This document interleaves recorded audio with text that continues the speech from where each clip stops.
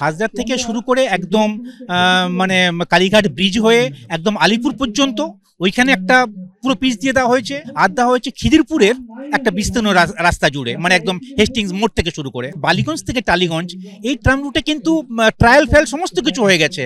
আমরা যখন কন্ট্রোল রুমে এসপ্ল্যানেডে গেছিলাম, জিজ্ঞেস করেছিলাম, তখন ওনারা শুধু হাত জোর করে আমাদের বলেছিলেন যে দেখুন সব কথা আমরা বলতে পারবো না, তবে এটুকু বলতে পারবো যে 24/29 ট্রাম রুটে যে ট্রাম চলছে না, এর দায়িত্ব ট্রামওয়েজ কোম্পানির নয়, এর দায়িত্ব বা এর নির্দেশ অন্য কোথাও লুকিয়ে আছে। যে ওই প্রথাগত যে ঠোঁটের কোণে থুতু পড়ে গেছে স্লোগান দিতে দিতে সেই রকম হ্যাকনিড প্রতিবাদ নয়, প্রতিবাদটার মধ্যে অনেক মানুষের মুখ আছে। এই জায়গাগুলো বিক্রি করলে কত টাকা হবে বলুন তো? এই ট্রাম ডিপোগুলো, রাস্তা জ্যাম হবে একেবারে বাজে কথা। রাস্তাগুলোর মধ্যে হকার ঢুকে বসেছে, ফুটপাতটা পুরো চলে গেল ব্যবসায়ীদের হাতে। গাড়ি কোথায় যাবে? তাই ট্রামকে বলি দাও।